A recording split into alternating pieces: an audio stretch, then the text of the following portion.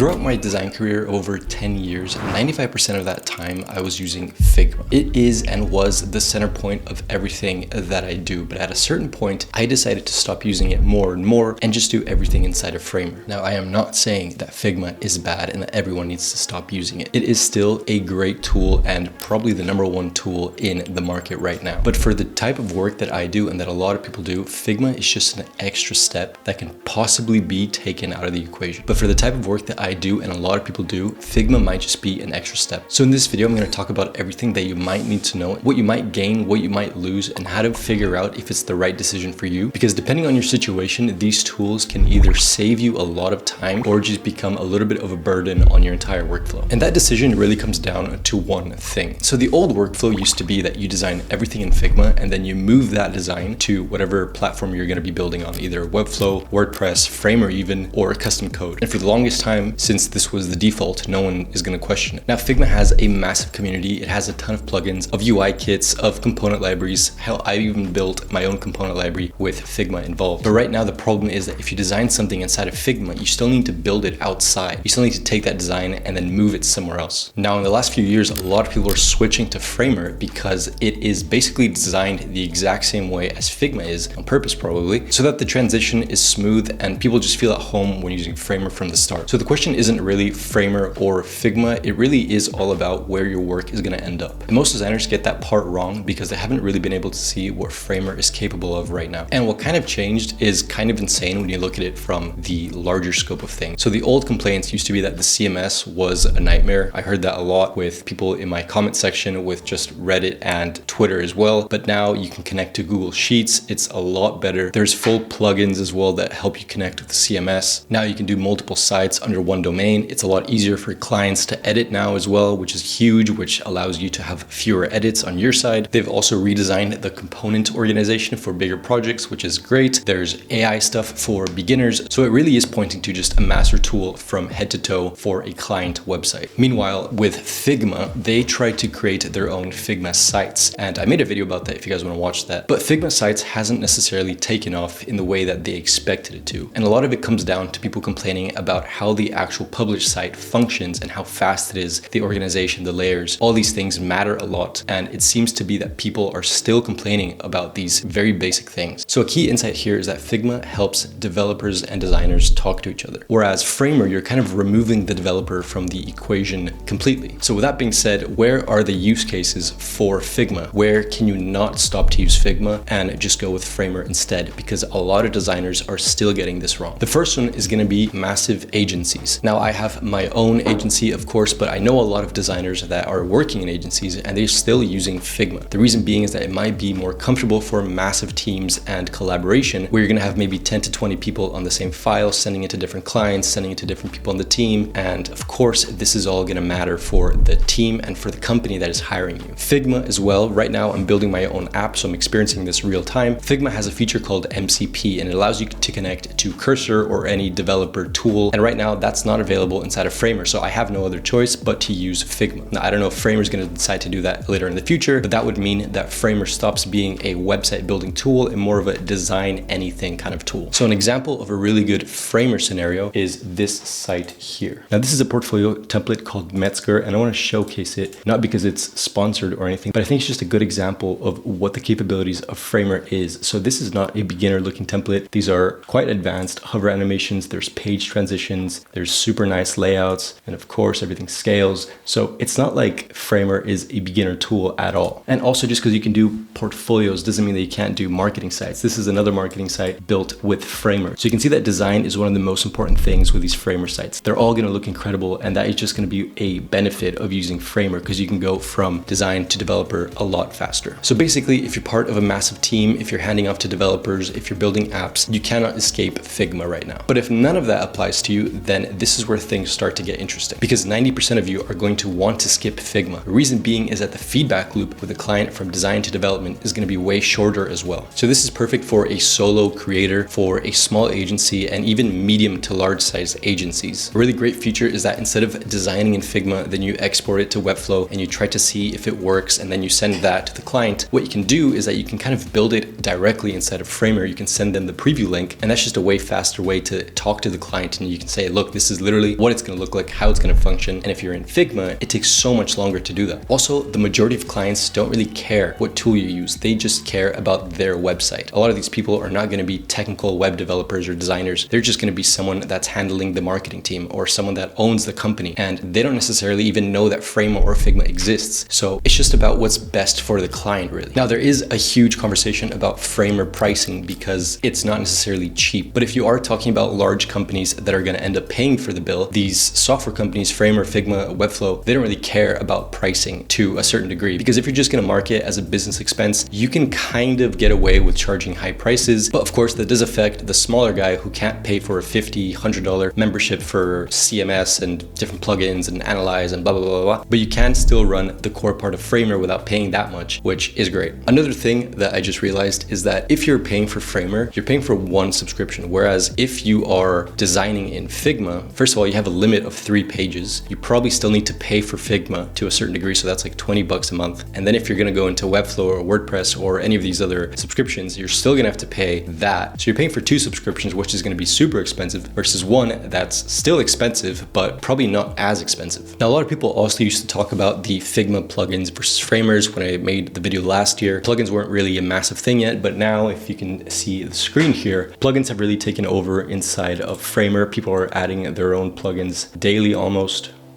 And they really are expanding that side of Framer. But still, Framer doesn't have that almost a decade-long ecosystem of plugins, of templates, of websites. It's still a newer software, but it's coming up very, very fast. And I wonder if next year, if I do the same exact video, what my opinion will be then. So in conclusion, I am not saying that you need to leave Figma, but Framer is very quickly catching up. And if you're a designer that does not necessarily need to hand off to developers, then Framer might be a solid option.